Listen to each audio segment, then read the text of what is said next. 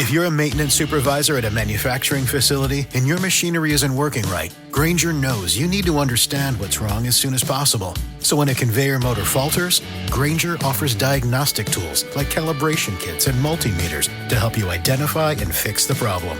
With Grainger, you can be confident you have everything you need to keep your facility running smoothly. Call 1-800-GRAINGER, click Grainger.com, or just stop by. Grainger, for the ones who get it done. The Timeline is a Blue Wire podcast.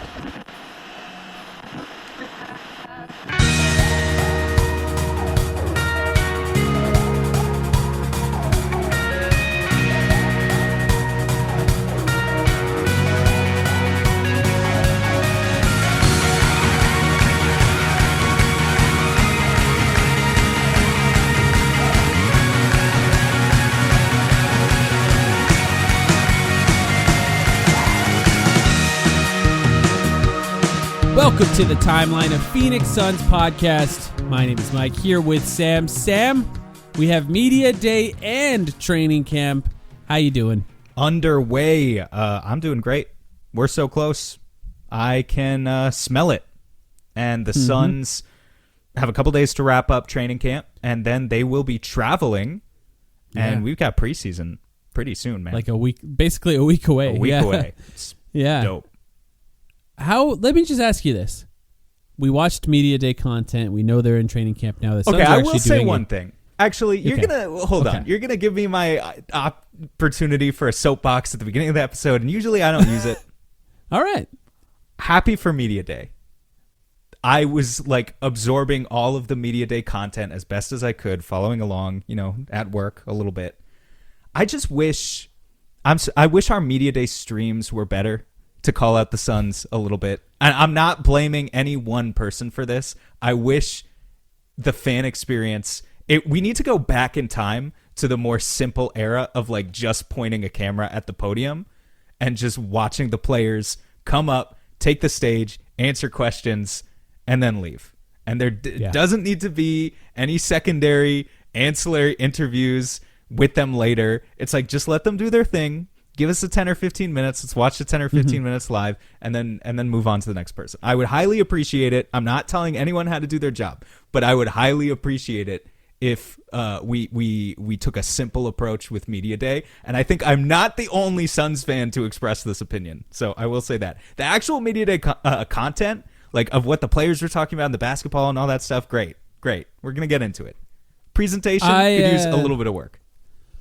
I wholeheartedly agree. I do wonder, like, if we are a accurate representation of what sort of a normal NBA or Suns fan thinks, because maybe they like the TC Tom Leander interviews, which I also do like those, but I would like to hear all of the interviews, and then maybe the TC Tom Leander stuff gets posted online later as like additional content for, shorts and stuff like that. But I do like it all. Like, I like consuming all of it. But I don't want to miss a moment of the hardworking reporters talking, because this is a good moment actually to thank them, because we do this every year.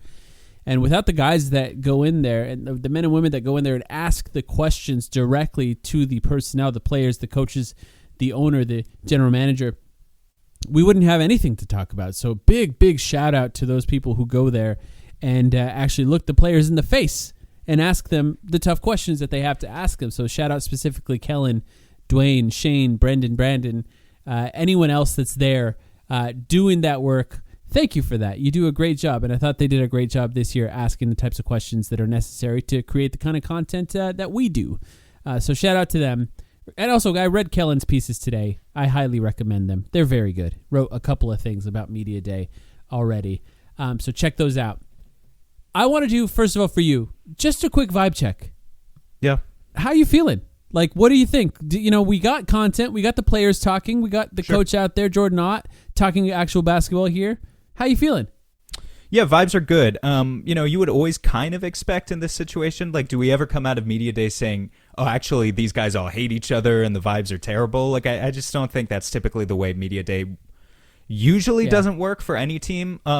We have had a weird Media Day post Robert Sarver news. That was the weirdest one I remember. Maybe, yeah. That's fair. That was a different circumstance. I just mean in terms of the basketball, I think we're always going to feel relatively optimistic I would say for me, the theme of Suns Media Day 2025, I think of maybe 2 words. One, versatility. Maybe that's not the right word for it, but I think, in a couple of quotes we're going to talk about, a certain understanding that just because, like the youth, the energy that they brought to this team is very much for a reason. New thoughts, new ideas, kind of a new school. Understanding where modern basketball is and the way that things were 10, 5, or even 2 years ago, this is something that was mentioned multiple times by multiple people, is not necessarily what's going to lead you to success today. That was one huge takeaway for me. And another word, I would say retribution. Or vengeful, as DeAndre Ayton used to say, like revengeful, whatever he said. That's not a word, but okay. Yeah. The number of guys who came up to that podium with obviously a chip on their shoulder, interesting, was exciting to see. I think that's where you get the strong vibes from, and like probably I didn't hear anyone mention the word championship at Media Day this year. Am I wrong about that? Did you? No, I don't think they did. I think playoffs, sure. But not a championship. Mark Williams mentioned the playoffs. Yeah, sure. But I think it's sort of the fact that they're not under the wrong impression about what the expectations are on this team. They understand that the outside expectations, the outside noise, people think they're fairly bad as a basketball team, like mediocre to bad. I think the players recognize that, and I think the players also recognize in several different examples we can bring up, but these outside external factors that they're battling. Mark Williams, who you just mentioned, great example, talked about the Charlotte Hornets trading him, talked about how the first time they tried to trade him, he basically knew it was over, and now he's going to prove them wrong. And that's great. He's just one of many examples of guys who came up yesterday and talked about, for whatever reason, that they have this chip on their shoulder. And so, if you're talking about wanting to build a team that has actual grit, has an identity, has something to play for, I think you saw a bunch of evidence for that.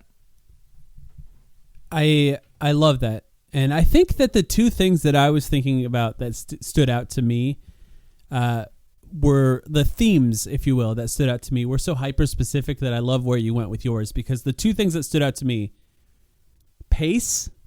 Yeah, that's a word. How many players said we want to play fast? Yeah, more than half of them. Jordan Ott said that too. They want to play fast, and I think it's a pretty interesting conversation to have, because I think a little bit of what they're saying about how they want to play fast, if you read between the lines, almost goes to the point where it starts to contradict itself, if you really want to get into it. But yes, they want to play fast. They do. I'm curious what you mean by that, but Booker even mentioned skip-ahead passes, like hit-ahead passes in transition, in a conversation about whether or not playing point guard was important. And he sort of hit that as an option to say maybe it's not important if we're getting the ball down the court as quick as possible. Whoever's in the front gets the ball, which I think is just an interesting thing to point out. And the other thing that stood out to me is the way that these guys just describe Jordan Ott. Like he's some sort of basketball psychopath is exciting. Like, not gonna lie, kind of working on me propaganda wise. Like they're saying that you get to the practice facility at 6 a.m. He's there. You leave. You come back at 9 p.m. He's still there watching clips in his office and like really locked in on basketball. They talked about his forward thinking, just as you mentioned. What basketball is today may not be the same even a year or 2 from now. And they're talking about it in a way to describe his ability to think ahead when it comes to basketball and find ways to understand where the future of the league is and push the team towards that. And, you know, and they talk about it in a way to describe sort of an attention to detail and a thoughtfulness. And even beyond that, like, dare I say, an obsession with basketball. Like they're describing it as a guy who lives, breathes, thinks basketball constantly. And that was, you know, it's not one person that said that. Like, there was a lot of people that echoed that same thought when it came to him. And that was just something that stood out to me because it's just time and time again, almost in a way that made me laugh just how much they're describing it. Because this guy, he has like a 4-year-old and a 2-year-old daughter. And I'm thinking this guy's just in the practice facility constantly. Shout out to his wife and his family, taking care of those kids while he's in the, watching Fenerbahce clips, which Nigel Hayes-Davis said he sent him another play from Fenerbahce, like specifically to point something out about screens. Mm-hmm. And it's just a hilarious conversation and awesome, actually exciting to hear. Yeah, when I talk about people having a chip on their shoulder, I'm not just referring to the players. I'm referring to Jordan Ott. It goes back to his introductory presser where he was pressed a little bit on the Michigan State connection, rightfully so. But very forcefully pushing back on that, and you understand that this is a guy who has a lot of experience working in this league, has worked for several good organizations already. But now he's a first-time head coach, and he has to prove himself too. So, Devin Booker, this is the year of Devin Booker proving him, if you want to say as if he hasn't already done it, but kind of Devin Booker reproving himself as a number one option. It's Jalen Green proving himself as, a worthy number two. It's Mark Williams proving himself against the Hornets. It's Nigel Hayes-Davis literally counting the number of media members that remained in the room to ask him questions at media day and saying, I'm going to use that as fuel, which he did. That's what he said yesterday. And then it's the coaching staff. It's Jordan Ott too. You could even extend it to Brian Gregory and Matt Ishbia if you wanted to. This is for sure, man. This is everyone with a job in the Suns organization right now, with the exception of Devin Booker, kind of feels like they're pretty. I guess Brian Gregory is old in age, but young in experience, right? So there's going to be a lot of learning to do, and there's just going to be a lot of passion, I think, all around the organization. I particularly enjoy Brian Gregory when he talks now. I'm like fully all in on his conversations. I just like, this is a guy that's like very experienced in talking about basketball. And I'm like, I'm in on his conversations. Whether or not he's successful remains to be seen. Don't get me wrong. I'm not going to go full buy-in on his ability to put together a great basketball team. But I do enjoy hearing him talk about basketball. It's clearly a guy who's been around it his entire life. But Jordan Ott, let's start there because we already kind of were talking about him. Just a couple of the things that stood out to me, some of the things that he said about the team and going forward. He mentioned playing fast, playing with pace, of course. One thing he did that I thought was interesting, he raved about Colin Gillespie. Shane, I believe, asked him about Colin Gillespie. Yeah. And he really talked about Colin Gillespie and how sometimes for guys it really clicks at a certain point that they belong in the NBA, and sometimes it's later than others. And that for him, maybe it clicked a while ago, but it definitely clicked over the summer. And it's something what he expects him to have a big role going forward. What else with Jordan Ott stood out to you? I have a couple other things too, of course. I was going to mention the Colin Gillespie one. Well, I'm curious. What else do you have? The point guard conversation. This is something he was asked about. Like, who's playing point guard? What does that mean? This is one of those, I think, questions. I forget who asked it, but this is one of those questions that he was clearly incredibly prepared to answer because of all the talk online, probably, or I'm sure behind the scenes as well, about who's being labeled a point guard. And his conversation about the point guard and who's going to play is that, maybe what positionally what happens in the NBA now as far as who's handling the ball, it doesn't necessarily match what it used to be. Maybe there isn't a point guard in some ways. And he described it as we want to play fast, and that means multiple ball handlers need to get the ball down the floor. Sure, they need to have solutions for coverages, and by the way, a word that you mentioned, and they need to be versatile to react to those coverages. And that was, I thought, a very good answer, essentially saying no, Jalen Green's not the point guard, and no, Devin Booker's not either, but also they both are. No, but that's a good segue actually into something, because you can't talk about the point guard position, I think, without talking about Jalen Green and who he is more broadly. I'm not bringing it up at all to be negative, but I noticed, of course, that we both commented on the one Jalen Green quote where he talked about how much he was working on his in-between game. I see a natural progression there, or a natural link between what Jordan Ott is talking about and Jalen Green's desire, or the Suns' desire, rather, to have Jalen work on his counters, work on his in-between game. Because they do understand that regardless of who is the point guard, there are essentially two initiators in the backcourt, two creators, two initiators, however you want to call them, two guys who are going to have to be able to counter defensive schemes. And yeah, I mean, far and away, Devin Booker, I just anticipate, is going to be the primary initiator, the quote unquote point guard, if you want to call him that, on this team.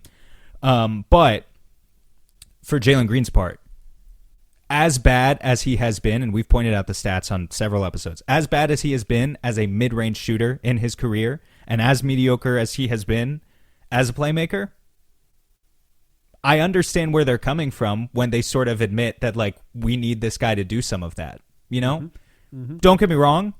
We've said this too. I would love for Jalen Green to just come out and shoot 10 threes a game. If the Suns' approach, at least to start the season, is going to be we simply cannot have him just shooting threes and going to the rim. He needs to be more for us.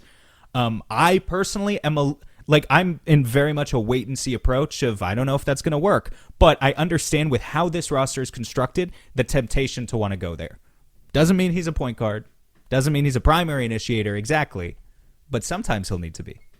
Sometimes Devin Booker won't be on the floor, and then it's either him or Gillespie. So someone's got to hit those counters. Say the opposing team plays 20 seconds of great defense. Now there's 4 seconds left on the shot clock. Jalen Green has the ball, and it's an isolation scenario, not enough time to run another action. You're going to have to shoot a shot, and you're going to shoot whatever shot you get.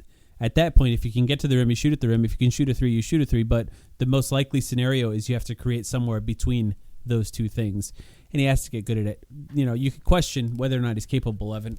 We can have more of a conversation about that in a minute. I really want to bring up to you.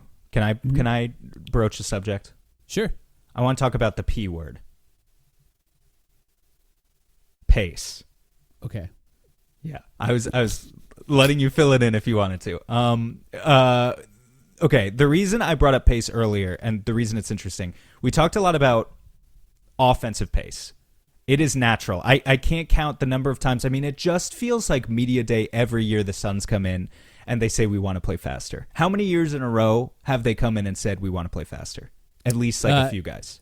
Yes, but they also have consistently added a bunch of old guys to the team while doing that. So sure, it's true. It's true. It is more believable this year that they are serious about it. Yeah. There's another P word that I want to talk about. Mm-hmm. Pressure. All right. I love this. That's the other one. So yes. I want to talk about the link between pace and pressure because I think they're interesting in a couple of different ways. One, pace is not just dictated by your offense. Pace is also dictated by your defense. It's actually probably more dictated by your defense than your offense. Right. So I think when I think of pace, I'm tempted to, the first thing you might think about is scores, in the 130s, 140s, because both teams are just going back and forth all the time. But it is technically possible to play really fast on offense, but also to facilitate your defense in a way that with enough pressure, and this is a very difficult thing to manage, and there's lots and lots of minutia, and Jordan Knott's going to have his hands full. This is where I want to take this conversation in a second. But with the proper amount of pressure applied to your opponent on defense, you might be slowing them down enough that actually, at the end of the game, your score is not going to be 145 to 141. There are going to be quite a few less possessions than that if you play your cards right. Now, it's also possible, and this is where, Grayson Allen, good example of this. Brian Gregory talking about how good Grayson Allen's conditioning was. I know you made a joke about that initially being like, oh, that means he put on another 25 pounds of muscle, or that he was doing all this work in the summer, so he must have put on all this muscle. But what they were actually talking about is his conditioning. He says he's very well conditioned, much closer to Book, I think is who he compared himself to, right? It's who they asked him to compare himself to over the offseason. They asked him to get in Book shape. That's how they described it. Because it sounds like what the Suns want to do is not just play fast, but also pressure defensively, which is almost in a way like them admitting to me, it's like we know we're going to have a mediocre offense. We know we don't have Kevin Durant anymore who can just sit at the elbow and hit Jimbos, right? We just can't. We're not going to have that bailout option at the end of the shot clock that gives us an efficient bucket getter the way we used to have. So maybe we're going to have a mediocre offense. Jordan Knott's going to do his best. He's going to try and play fast. He's going to try and play with movement. But, your personnel is your personnel. How do they counteract it? How do they make a good team with this personnel? they win the possession battle, something they never, ever did last year with a bunch of players who just basically didn't want to try. You can win the possession battle in two ways. Either you crash the glass and get offensive boards, or you pressure defensively and you generate steals and blocks and just more broadly speaking, turnovers. Mm-hmm. It sounds like the Suns want to do both. All the power to them. I credit them for wanting that. It's the right approach with a young team. It's also really hard with an inexperienced team. And to bring it back to what I was saying about Grayson, to ask your players both to crash the glass and also to pressure 94 feet sometimes, maybe less than 94 feet, maybe 3/4 court, that is a lot. It is going to take a lot out of them. And you need to nail the details. Otherwise, if you're sending like 2 or 3 guys to go crash the offensive glass and you're also asking those same guys to not get back on defense but like pressure in the backcourt and all these things, like if you don't nail it, you can be giving up these free kick-aheads, these transition points going the other way. So I think it's going to be hard for Jordan Knott to implement. I think he's going to have his hands full. I think it's going to be asking a lot physically of the players if they actually play this way. But at the same time, all of it is an exciting challenge. And it's the type of thing that you can only do with a young team. You couldn't have asked Kevin Durant to do this. You couldn't have asked Bradley Beal to do this. You couldn't have asked Chris Paul to do this stuff. So it really does feel like a new era of Suns basketball in that finally they're capable of playing a style that we just haven't seen from them in many years. If you're listening to this and you're wondering, well, who does that in the NBA right now? It's the Indiana Pacers. They're the team that did that. They played fast on offense. They played high pressure defense. They had guys that were willing to play a full court defense, and what that takes is a deep bench. You have to play because it's tiring. You have to play guys a lot, and even down deep into the NBA Finals, into the playoffs, Carlisle was playing 9-10 guys because of the pressure that they played, and that's going to be what the Suns need to do. Listen, life's all about leveling up. Whether you're handling business on the field or kicking it in your zone, you like to celebrate with cigars that match the moment. That's why you should link up with Famous Cigars to bring you a wild deal. Right now, you can grab 8 premium cigars for just $8. You heard that right. 8 top-rated cigars at $1 a stick. Top quality brands like Oliva, Romeo y Julieta, and Davidoff. Handpicked just for you and worth over $80. Hit up famouscigars.com/cam and lock in this exclusive deal. While you're there, check out their insane selection of premium cigars, all shipped fresh and fast from their massive 20,000 square foot humidor. That's half a football field. Famous Cigars has been in the game since 1939 and still family owned. So celebrate every win with the folks at Famous. 8 cigars for $8. famouscigars.com/cam. If you're a maintenance supervisor at a manufacturing facility and your machinery isn't working right, Grainger knows you need to understand what's wrong as soon as possible. So when a conveyor motor falters, Grainger offers diagnostic tools like calibration kits and multimeters to help you identify and fix the problem. With Grainger, you can be confident you have everything you need to keep your facility running smoothly. Call 1-800-GRAINGER, click Grainger.com, or just stop by. Grainger, for the ones who get it done.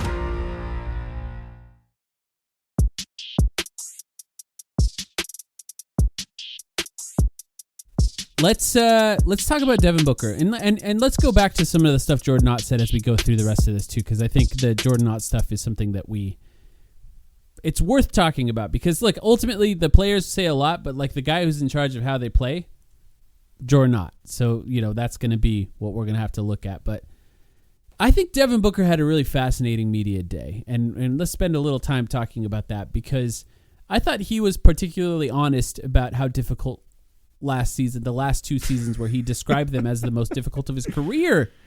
He said, and some of it was on the radio, by the way. Shout out objectively very funny to Burns and Gambo. Yes. But like at the same time, I think, as I've said before, the famous Jalen Rose quote, happiness is a function of expectations. Expectations have a dramatic effect on how you feel about an outcome, and the expectations are much higher. It was funny. Somebody asked him to compare his early career to now, and he said, back then we were in a tough situation as well. I believe Describing that they're in a tough situation now, Yeah. which I think is kind of fascinating. I for him believe to say. Devin Booker's exact quote yesterday to Gambo was, "I preferred playing with Josh Jackson to Kevin Durant." You can write that down. That is exactly what he said. Fake news on our podcast. I don't know. But yet I think, he was candid. He was open. He described the situation that he's in. And look, ultimately he was paid $75 million a year in the last 2 years of his contract in order to continue to stay here. But he clearly wants to be here. I found myself watching him. This is our 8th season doing this, right? So you and I have a lot of years doing this now. It's his 11th.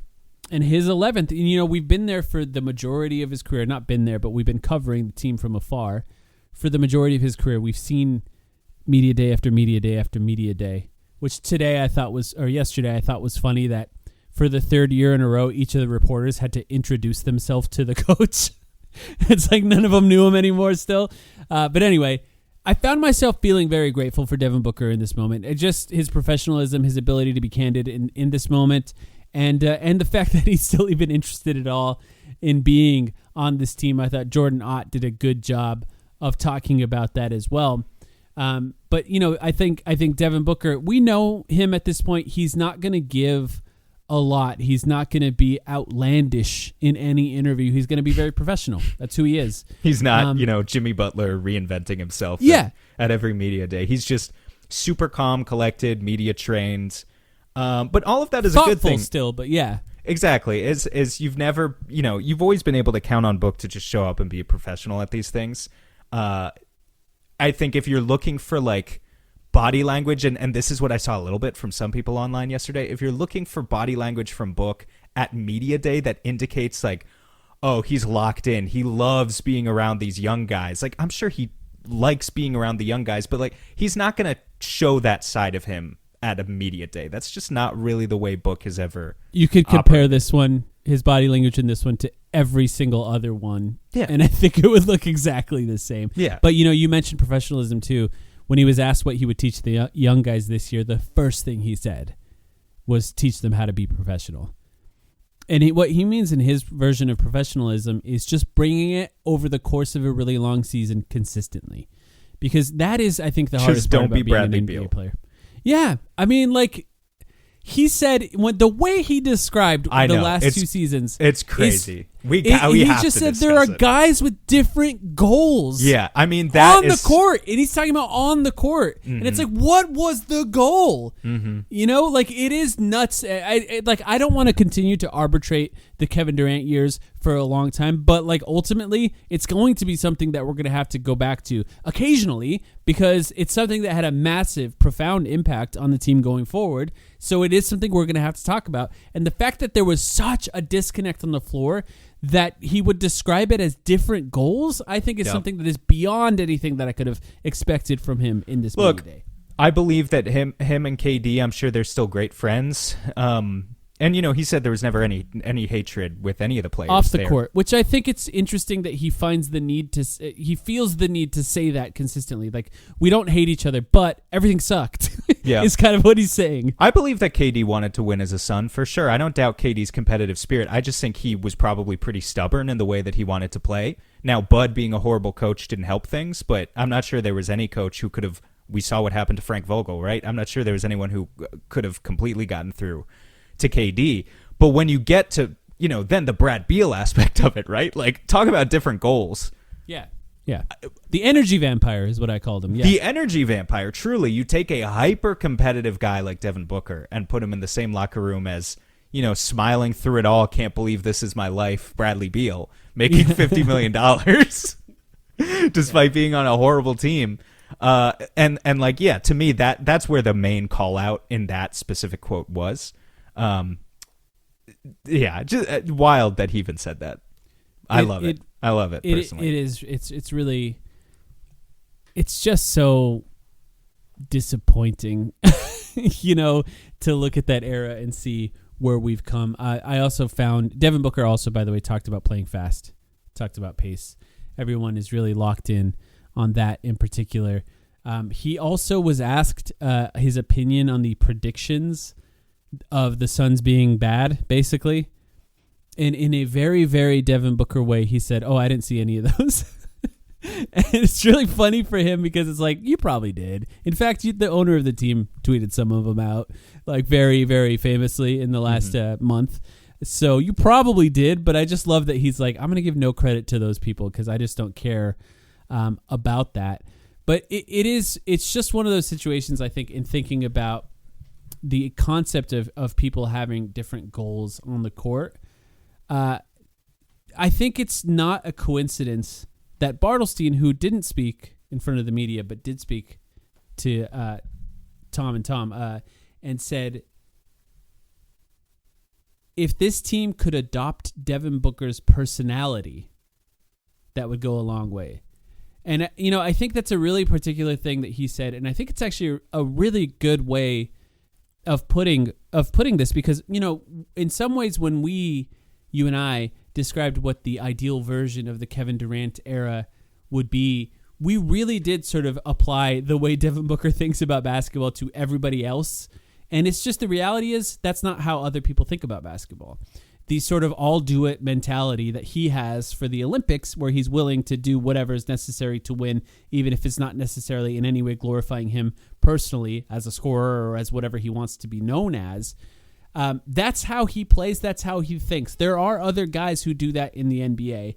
And I think conceptually, if you look at alignment, the idea of alignment, the way he's talked about other guys being on different pages as far as their goals on the court, I don't think it's any coincidence that Josh Bartlestein referred to it that way. They believe Devin Booker has the right attitude about this and the right attitude about how to find a way to win in this NBA.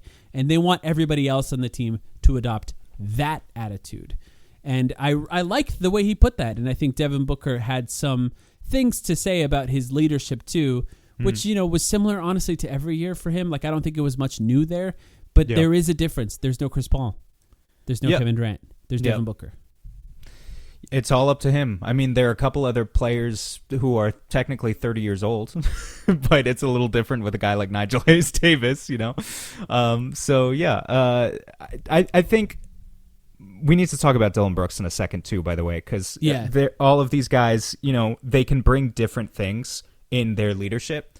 You take someone like Dillon Brooks, where it's very much about the hustle, the grit, being a villain. He called himself the villain. He's awesome. I mean, I'm all in on Dillon Brooks. Me too, man. It's so easy how fast it happens. Like just he talks, like, he answers two questions, and I'm like, how fast you go from hating these guys to loving them when they're on your team is just it's actually kind of one of the fun things about sports. I don't think it's hypocritical in any way. It's like part of what's fun about sports is that you hate these guys because they're against you, but as soon as they're on your side, you're like, yeah, I just love this guy. And from what I've heard, everyone that's around him and talks to him seems to really like him right away. So it seems like he has that kind of personality in general. In contrast to that, this is not to say Booker doesn't have grit, but I just think he has a different, like, so-called superpower that he can impart on the young guys. It's not so much about, like, Devin Booker is going to teach them to hustle and grind. They don't need him to do that, although he needs to carry his end of it. He needs to embody it, yeah. Yeah, he needs to play defense and all that stuff. But what he can really bring from a leadership standpoint, the thing that Devin Booker does that just most NBA superstars, it's not true for them, is his lack of ego. He is an egoless superstar, if that even exists in the NBA. He's on the court. On the court. He's as close to embodying that as is possible. The way he's willing to play on and off ball, the way he's willing to screen for, like, far lesser players than himself to get them open, like, whatever it takes to help the team win, he's going to do that. And that's the spirit and energy that, like, really all of the rookies, all of the young players in general, rookie contract type guys around Devin Booker are going to need to be sacrificing in their own ways. Let's talk about Jalen Green, then we'll get to Dillon Brooks. We already had a little bit of a conversation. Yep. Yeah, we had a little conversation about Jalen Green already, so there's just a couple other things I want to point out that he said that stood out to me. One, he said Jordan Ott emphasized space as the key to everything. That's how Jalen Green put it. That Jordan Ott is telling him that space and finding the ability to create space and then utilize that space is the key to everything for him and for the offense for the Suns. So we know what that means. that means shooting threes. Like number 1, threes. Number 2, shots at the rim. If you have something at the rim, if you have something behind the 3-point line, that's the best way to create space. But what we've seen from the Cleveland Cavaliers is also screening and movement off the ball. Those things can create space in ways that just standing behind the 3-point line can't. But I did find that to be an interesting thing that Jalen Green said. And one other thing, and then I'll let you go here too. He mentioned playing with Mark Williams. He's never really played with a lob threat. And I thought that was a kind of an interesting thing for him to say. Is because that it's true? Did he always play with Şengün? Yeah, it's Şengün, and then Steven Adams. Steven Adams is not a lob threat. Wow, I did not even really think about that. And then there's Jock Landale was on the team too, so Jock Landale is not exactly a lob threat either. So he's, it's something that maybe he's good at. Maybe he's not. I don't know. We don't know. But maybe he's got sort of a skill in there that could be unlocked with somebody who can catch the ball above the rim a little bit better than anyone else that he's played with in the past. Well, he talked about working on his floater. Once you have a floater like that, that fake floater into a short lob pass for center at the dunker spot, becomes like automatic. And honestly, I think it plays into what you're talking about with what Jordan Ott's telling Jalen Green too about space. Like I've mentioned in the past, Jalen Green, he's really fast, yes, but he's still so skinny for an NBA player. Maybe he's gained a few more pounds of muscle, I'm not sure. But he's just not going to overpower anyone, like meeting them, hitting body to body at the rim. Yeah. He's like 170 pounds or whatever. Yeah, the physicality is not going to work in the way that it would, say, for someone like a young Paul George or Anthony Edwards or something. Yeah. Right. So he's either going to kill defenders with straight line drive to the rim, explode past them, finish. Yeah. Sure. Sometimes that'll work. Speed. Yeah. But if they bring a second defender, first of all, you need to be a playmaker if they bring a second defender. But even if like someone's stunting, maybe there's not a hard commit to a second defender, but there's 1.5 defenders. If they do anything to slow you down so that you can't just like explode to the rim, need to have counters, need to have that floater, need to have footwork in the short mid-range. I would very much say this is not the same thing as Jalen Green just like doing step back 19-footers. That's the stuff that I think he's probably just not good at. But I can live with a bunch of short mid-range stuff from Jalen Green if it's encouraging him to better leverage his footwork, his ball handling, to be more of a crafty type of player. And I think that's a type of space creation too, right? There's the off-ball space creation that you're talking about. Absolutely, he needs to play off-ball, give as much space as possible behind the three-point line for Devin Booker, be moving from side to side. But there's also on-ball space creation. And on-ball space creation for Jalen Green, I think, it goes beyond just him, taking a single dribble and chucking up a pull-up three. I'm happy to see him do that too, but I think it can be more dynamic than that. And I think that's also what Jordan Ott is talking about. It's funny that you mentioned that second defender. He needs to make the pass as well. When he talked about the working on his in-between game floaters, etc., he also mentioned making reads, and I thought it was particularly stood out to me that he said making simple reads. He clarified making reads, making simple reads, because I think that's the right thing for him to focus on. And to the extent that the way that he said it, I wonder if it comes from the coaching staff, because for him, it's about making those simple reads first. Now, you can throw in some advanced reads later if those simple reads start getting easier and easier for him over time, and maybe defenses find ways to stop those because he's gotten so good at them. But making those simple reads first when a second defender comes, getting the ball in rotation so that defenders have to recover. Maybe it's not directly to the scorer, but it's that first pass that triggers the next 1 or 2 passes to a shooter. Right? Those simple reads are really important for him. If we push it a little too far for him, we've seen where that could lead 4 assists to 4 turnovers. You know what I mean? That's not what the Suns need. They need 5 assists to 2 turnovers or 2.5 turnovers or whatever. That is where he needs to be, somewhere closer to that. So I thought it was interesting that he mentioned simple reads as well. And of course, he mentioned playing fast. It's on their minds. It's on their minds. It's something they're all talking about. Yeah. Dillon Brooks. We talked about it. Fun to root for. He said he embraced the villain role after, the whole thing with poking the bear with LeBron or whatever. And that was a time where he had to sort of reevaluate, which, by the way, maybe that's when he embraced it. But I remember him getting into it with Devin Booker when he was on the Grizzlies. And, he's been doing stuff since before that. as well. It is part of his personality on the court. Embracing it, of course, is different. Maybe calling yourself a villain is a little bit different, but it's something that he did mention. I really was interested in him talking, and I'm looking forward. And by the way, both him and Jalen Green, like there's moments in there where I'm like, oh, this is what they sound like. Like this is what their personalities are like. I haven't seen a lot of them speaking, so this is new to me, and it's kind of fun to learn their personalities like this. But what stood out from Dillon Brooks for you? He's just gonna be great. As a basketball player, I don't know. I know that occasionally the shot selection and all that stuff is going to frustrate me. I know that got a lot better in Houston compared to where it was in Memphis. And so he had the best three-point shooting season of his career last year. And if he brings that percentage over to Phoenix, it's going to look great on the basketball court too. But the impact that Dillon Brooks is going to have on our young players, on guys like Ryan Dunn, is going to be so great. There was also this quote he said from Kellen, there's a villain junior on this team. Well, let me see exactly what he said. This is at training camp today. He said it was someone that you wouldn't expect. Camp? Yeah. There is a villain junior he sees on the team, and we'll leave it up to us. This is from Kellen. We'll leave it up to us to find out who it is. When I asked for a hint, he said someone you wouldn't expect. I have two guesses. There's no way that's Ryan Dunn, because Ryan Dunn is who you would expect. I agree.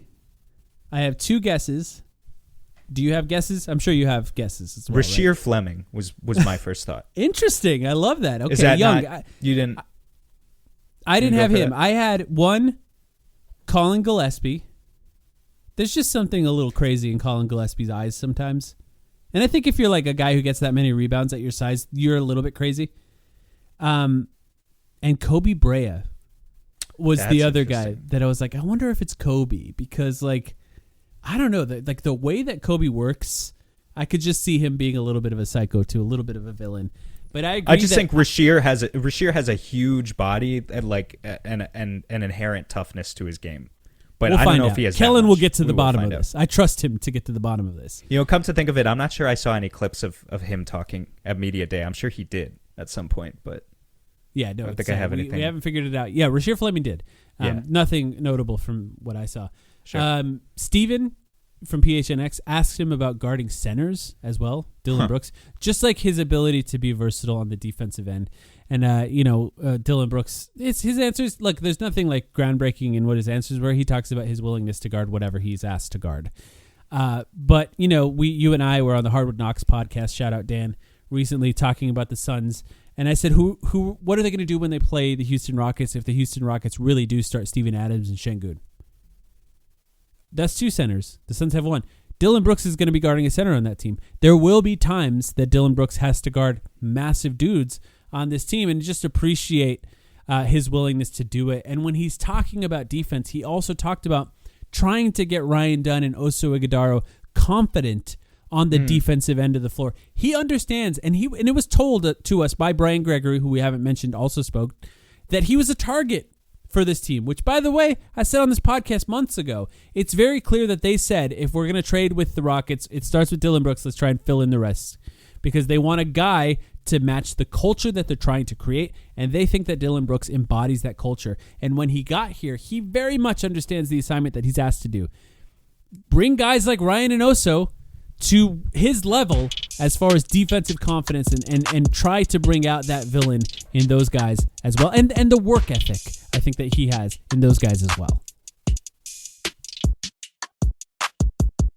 If you're a custodial supervisor at a local high school, you know that cleanliness is key, and that the best place to get cleaning supplies is from Grainger. Grainger helps you stay fully stocked on the products you trust, from paper towels and disinfectants to floor scrubbers. Plus, you can rely on Grainger for easy reordering, so you never run out of what you need. Call 1-800-GRAINGER, click Grainger.com, or just stop by. Grainger, for the ones who get it done.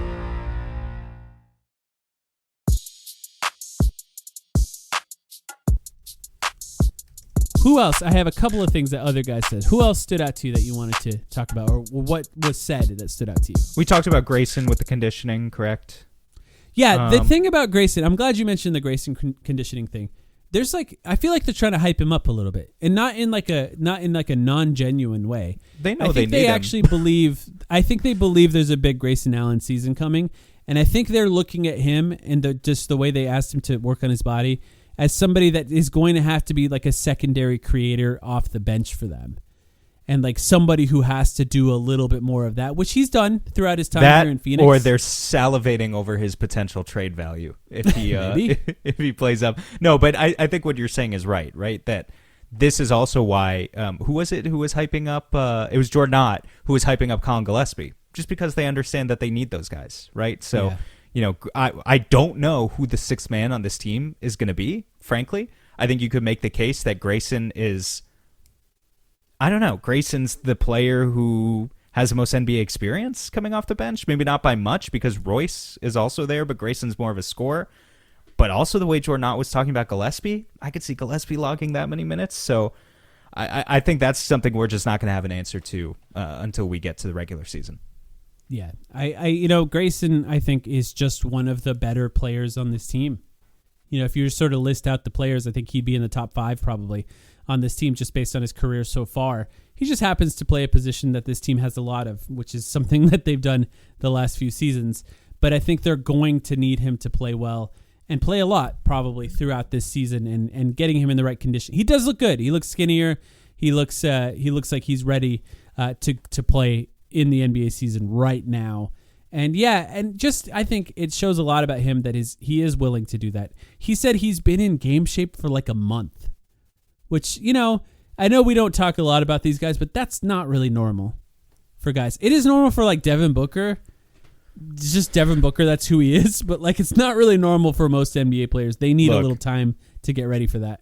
I'm not trying to harp on the fact that last season sucked, but these guys have been done since April, They, if you're Grayson Allen, you didn't play in the play-in, you didn't play in the playoffs, you're not representing your country in any sort of international competition, respectfully, and I'm still glad that he put in the work, right? It's a lot of work, but if there's any NBA player who's had kind of time to make these sorts of changes to their body, it's not like coming off of a finals run in June, and then you got to go play Eurobasket or something, and you basically have no time. These guys have had time. What do you think? Come on. Yeah, it didn't really say anything. A big part of his, unless you have some notes, a big part of his interview was taken up by asking about the origins of the Man nickname. Which I get it. We didn't have that full story, so I kind of like that. It's that for those who missed it, on the court, if you're saying come on to get his attention, it sounds like you're saying come on. Like, come on, guys, let's go, the kind of thing. So his teammates had to change it to something that was more unique to him. And they chose Man. So that's something that he's been called. It sounds like it came from Duke. Which Dwayne, love Dwayne, shout out Dwayne, by the way, but I think at first said Madman was asking if I think he was asking, so what is the origin of the Madman nickname for Come On? And he was like, Madman. I usually just call him Man. Yeah, I think it's Man. And honestly, when he was drafted in our stream while we were covering the draft, there was some Duke fans in there that told us his nickname was Man at the time, and that's something they called him. The one thing I'll say that stood out in Come On, it wasn't when he was speaking, it's when everyone else was speaking. It's that they just really harping on that he's constantly talking. That he's just on the court, he's just constantly talking. Jordan Ott, I think, described it as his job as an NBA coach is to find a way to allow these guys to be themselves.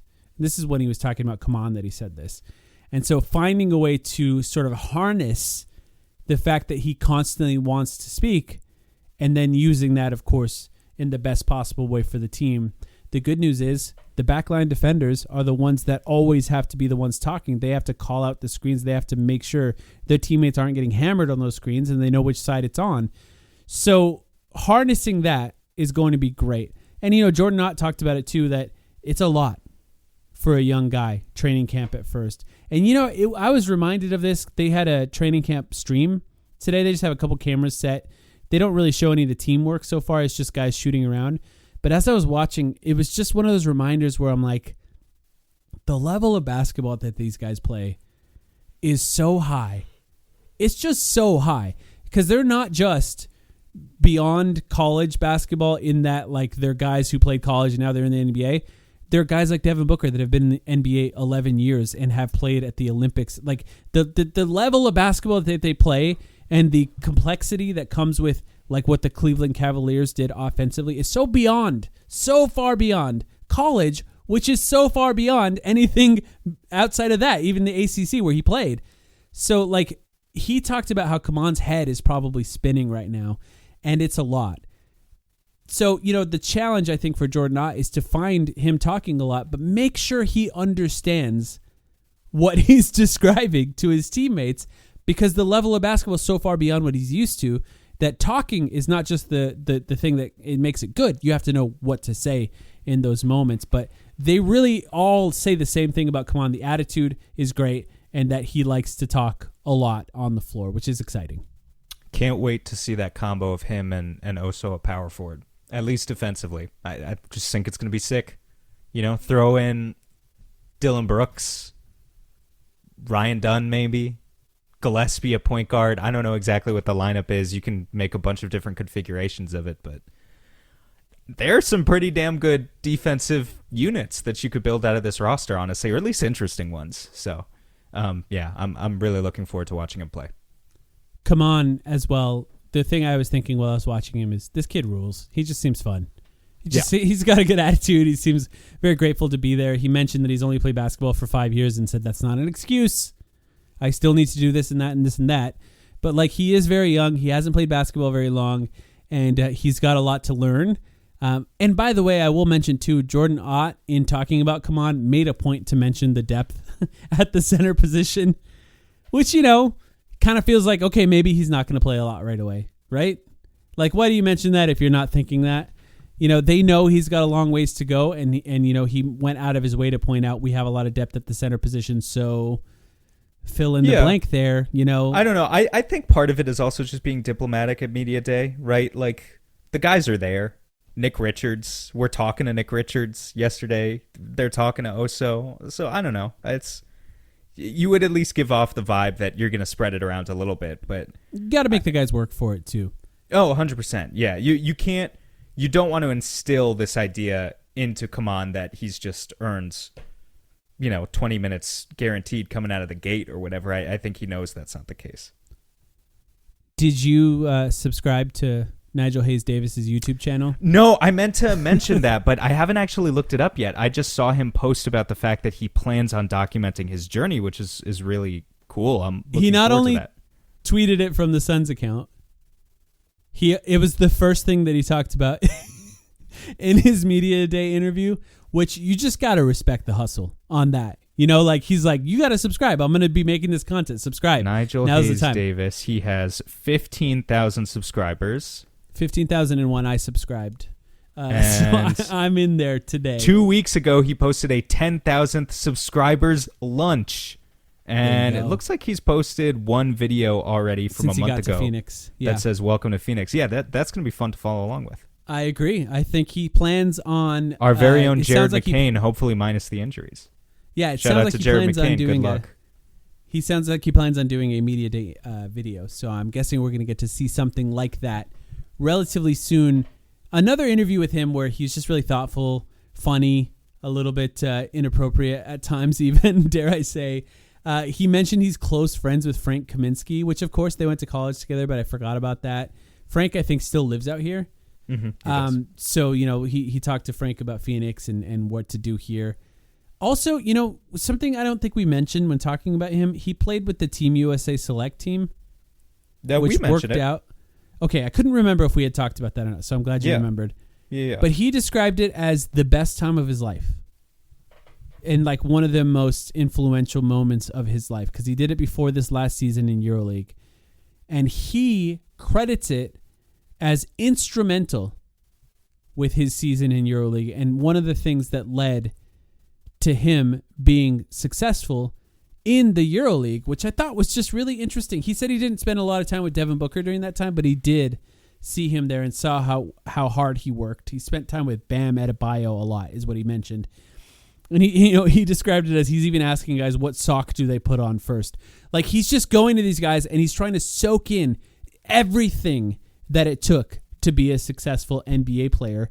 And then he used that and to have one of the better seasons in EuroLeague history, in that he was an MVP and he had the highest scoring game ever. It really is a pretty special opportunity, if you think about it, to be in one of those training camps.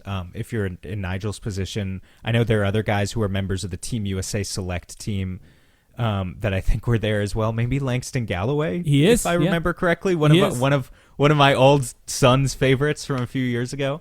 So yeah, just some random names pop up now and then, but you still need extra bodies to help practice there, and it really is a great opportunity to get some extra information. He seems pretty cool.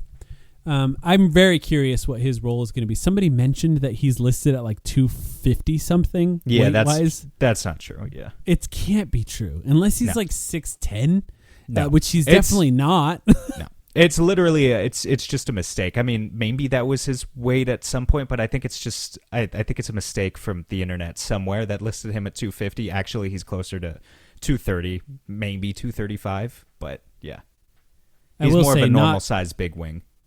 Not media day related, but Ryan Dunn, who I think we should talk about next, also spoke at training camp today and specifically was asked about Nigel Hayes-Davis. And he talked about how smooth he is in the mid post and how he uses his physicality in the mid post. And he kept talking about how he can learn to go off 2 feet with him, and just learning sort of, because when you catch it there in the mid post, you have your ability to do different moves specifically off 2 feet you haven't dribbled yet, right? And I thought that was a really interesting thing. I'm not sure that's what Ryan Dunn needs to be working on, but just sort of noticing, just sort of noticing what Nigel Hayes-Davis is good at and understanding it. You and I described him, of course, we're going to hammer this all season, as the Jimmy Butler of EuroLeague. That's what Jimmy Butler does, right? He catches it in the mid-post. He works off of the mid-post, finds ways to drive, create, and pass. On Hardwood Knocks with Dan, I actually upgraded that to the Larry Bird of EuroLeague, so that's what I'm going with now. Because he's got the three. He's got the three, too. It's true. Not just Jimmy Butler. Maybe the Dirk of your. I don't even know. I don't know. Now that he's 254, maybe. Yeah. Yeah.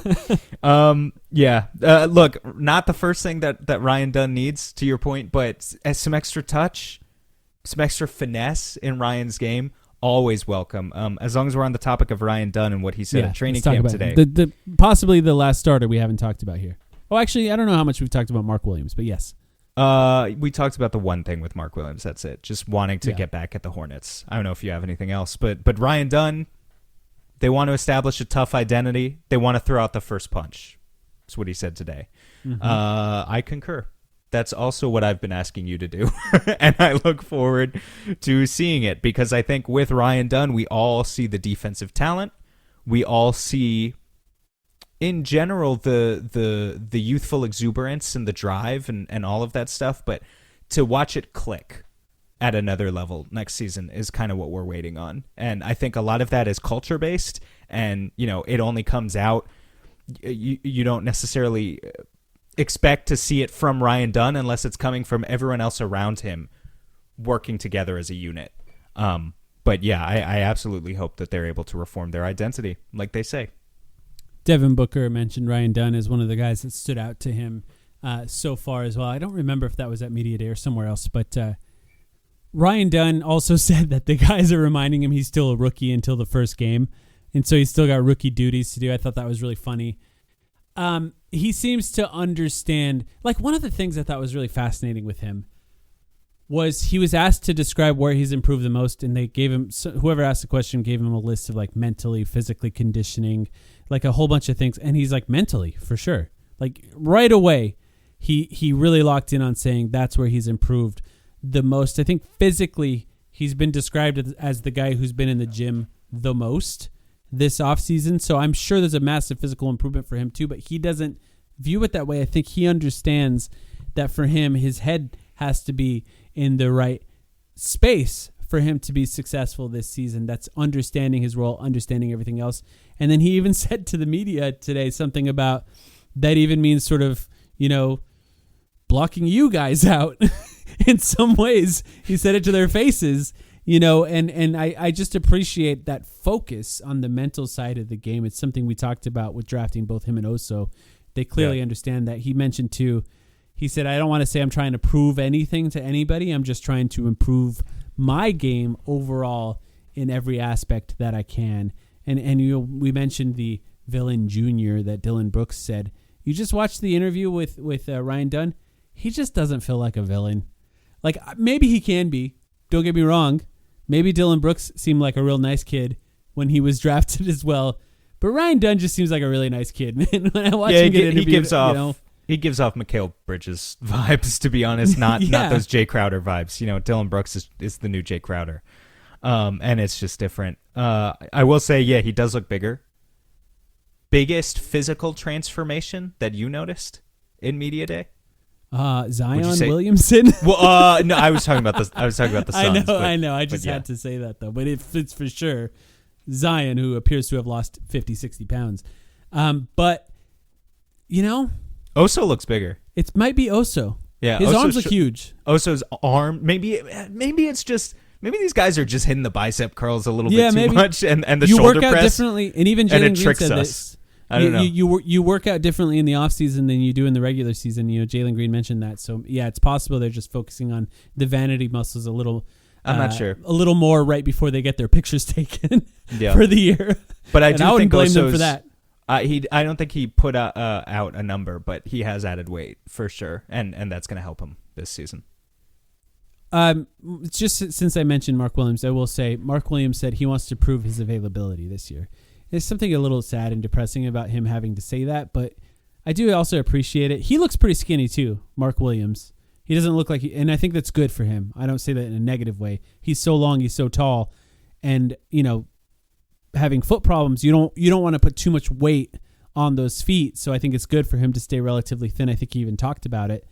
But he's trying to stay on the court here. He's trying to prove something. And like you said, he wants to make the Charlotte Hornets regret trading him, which I appreciate that kind of attitude as well. Keep in mind, again, when Jordan Ott talks about we have all this center depth, I think Mark Williams, if he's available, that's great. I think he has the capability. He's played games before where he plays 30-plus minutes and he dominates. But that also doesn't need to be the baseline expectation for him, right? If we end up with Mark Williams playing 24 minutes a game, but he's super available and is in the vast majority of games, I take that as a success, honestly. And I think there are a bunch of different things, bunch of different options they have for working with Mark Williams to make sure he is as available as possible as the training staff works with him, right? But that's where that depth comes into play. They don't need to treat him like 100% a normal starting center, because while he is very talented, he's not a normal starting center. He doesn't have a history of playing 30 minutes a game in his career. So it's going to be a wait-and-see approach. It's probably another 10 guys that spoke that we haven't even talked about, including Matt Ishbia, Brian Gregory, who I think said things that we maybe alluded to or referred to. All of the players spoke. Royce O'Neal, for example, another important player that spoke. Nothing really stood out to me about what he said, but people who are listening to this, if something stood out to you that somebody said, I would love to hear it, because it is difficult to parse all of these things. There's so much that happens. It's hours and hours of content, and I really enjoyed doing it. I will say, just from an overall general perspective, I found myself being excited about the NBA season yesterday and today. I'm excited about the NBA season. I'm looking forward to seeing these guys play together. I'm looking forward to the psychopath Jordan Ott and what he has these guys doing on the court in this coming season. And I'm excited to see basketball pretty soon. Let me ask you one last question. How confident are you the starting five will include Ryan Dunn for preseason game number 1, which is about a week away? Yeah, like 80%. Who do you think? I think I'm. Who's challenging him? Yes, for that spot. Yeah.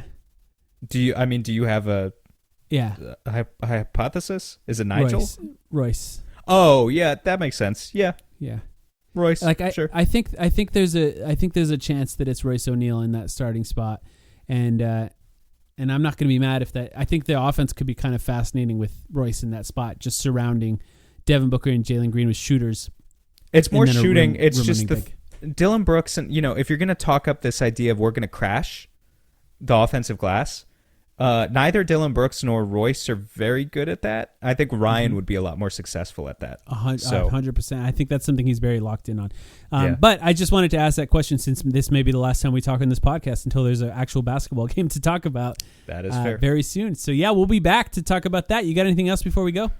I would just say that the last 2 seasons of podcasting were the hardest of my life, personally. And, I'm ready. I'm ready. The expectations for season number 8 of the Timeline podcast, I understand That's that true. they're pretty low. And I've you been and I, seeing- honestly, you and I had different goals the last 2 years on the podcast. It's true. It's we true. really did. Yeah. No, we absolutely did. You were more of a playback guy, or more of a Discord guy. I was more in the Yeah. playbacks. Not always the same goals. What can I say? But we're going full speed ahead on season number 8. Try and stick with us if you like what you're hearing. Drop a 5-star review. Maybe if you've never done that, we appreciate that. Spotify, Apple, little 5-star review. Never heard anybody. YouTube now. YouTube. We connected our RSS feed to YouTube, so we're on YouTube Music now if you use that. And there's videos too. You can watch them directly from our YouTube page. There's no actual video on it, but the audio is there. So you Audio can watch only it there. because we're still in witness protection, but otherwise, That's right. One Until of they these win a days, championship. I'll have to unscramble my voice one of these days so y'all can hear what I actually sound like. His real voice is crazy. You guys wouldn't All right. believe it. It's Hey, midnight, by the way. Let's try and get Eastern time. let's try and get a Patreon podcast out in the next few days. That's the last thing I'll say. Okay. We'll try and get a Patreon podcast out in the next few days. Patreon.com/The Timeline. Join us on our Discord. Good time to do it right before the season starts. Find a place that's just Suns fans to talk about basketball and have fun with us there by joining us on our Patreon. We appreciate you guys. I'm looking forward to this next season. We'll be back very soon.